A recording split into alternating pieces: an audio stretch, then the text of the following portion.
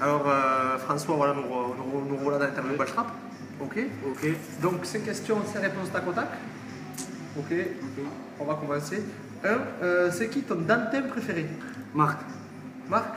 Pourquoi? Pour ce qu'il amène physiquement, et après, voilà, c'est un grand copain à moi, et humainement, Il n'est pas président, quand même. Tu aurais pu citer le président. Oui, j'aurais pu aussi, oui, moi je les aime tous. Tu les aimes tous.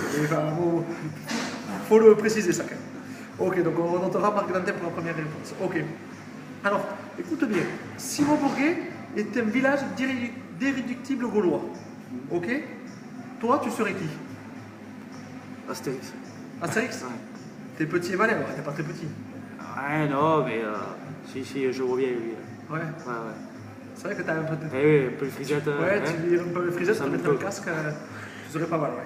Après, tu joues devant, t'aurais pu aussi peut-être Obélix, peut-être un peu. Non, j'ai pas le gabarit encore. Eh non, pas encore. Ça va grossir un peu. Ça, c'est depuis qu'ils te font faire du physique.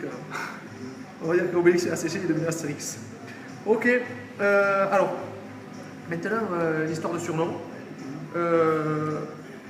Quel surnom tu préférerais qu'on te donne? Entre François le Français, le pape François et François Hollande. François le Français. Ouais? Ouais. Pourquoi? Bon, c'est le plus drôle. Hollande, il est pas mal. Ouais, si, c'est le plus drôle, et puis c'est celui qu'on me donne le plus souvent. Donc, François le ouais, Français. c'est celui qui me revient le plus souvent dans les oreilles. D'accord. On va revenir un peu alors, donc, sur le rugby parce qu'on s'est un peu échappé. Demain, il y a une guerre. Il faut que tu partes à la guerre. Tu as le choix entre deux barbés, Godefroy et Luc. Ah, Godefroy. Pourquoi? Oh, parce que c'est ma génération, et puis je pense qu'on a déjà fait pas mal de guerres ensemble, et s'il faut continuer, ben, je continuerai avec lui. Puis si tu vas avec Godefroy, peut-être qu'il y a Luc qui va Ouais, arriver. je pense aussi, ouais. Alors que l'inverse, non. Si. Si aussi.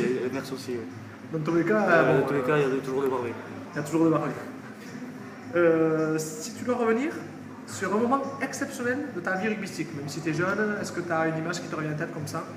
Mais voilà, pas plus tard qu'en fin d'année dernière, notre premier titre de champion AB avec les juniors de Beaubourg. Depuis 3 finales, 2 perdues. Ça faisait un moment qu'on l'attendait, on l'a eu.